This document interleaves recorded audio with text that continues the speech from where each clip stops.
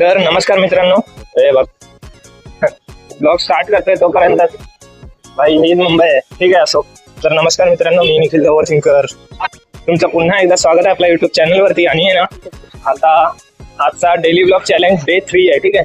तिसरा दिवस आहे, म्हणजे तसा तर मेन बघायला गेलं तर दुसरा दिवस असेल, पण आहे ना डे 1 मध्ये आपण चॅलेंज घेतलं होतं, त्याच्यामुळे डे 1 डे 2 कम्प्लीट झाला आणि आजचा डे 3 आहे. तर असं बघायला गेलं तर डे 3 आहे, पण ऍक्च्युअली मध्ये बघायला गेलात ना तर डे 2 आहे, ठीक आहे. तर असं ठीक आहे, आपण दिवस तिसराच पकडणार आहोत.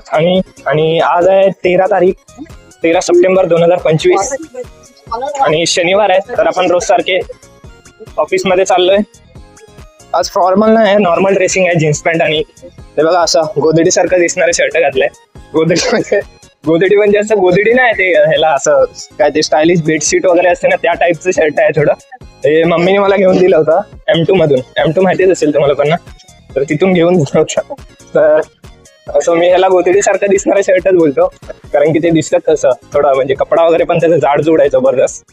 तर काल आहे ना, मी जेव्हा घरी जात होतो तेव्हा म्हणजे असं बिल्डिंगच्या खालून जात होतो, तर खिडकीत आहे ना एक बाई उभी होती आणि ती बोलत होती की अरे मुलं एवढं जीव तोडून अभ्यास करतात, पण परीक्षेच्या वेळेला त्यांना काही लक्षात येत नाही, ठीक आहे. आणि त्याच्यानंतरला असं कोइन्सिडेंट झाला की ते मारुती माली म्हणून एक आहेत इंस्टावरती, खूप म्हणजे जबरदस्त व्हिडिओ बनवतात ते, मोटिवेशनच्या वगैरे खूप भारी व्हिडिओ असतात त्यांच्या. तर आहे ना, त्याच्यामध्ये म्हणजे ते असं सांगत होते की आजकालची मुलं कशा अभ्यासामध्ये वगैरे मुलांना टांग देतात, किंवा पालकांनी कसं काय त्यांच्यावर लक्ष ठेवायला पाहिजे वगैरे.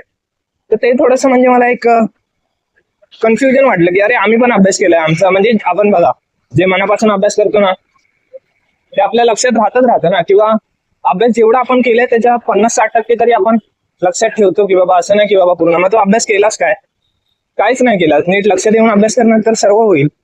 आम्ही पण त्या स्टेज मधून गेलेलो आहे, आम्हाला माहिती आहे कसं कोण लक्ष देऊन अभ्यास करायचा, कोण नाही, किती लक्ष देऊन अभ्यास केला नाही, किंवा त्याच्यामध्ये काय टिप्स अँड ट्रिक्स पण असतात ज्या काय यूज करायच्या असतात, लक्षात ठेवायच्या सोप्या पद्धती वगैरे असतात.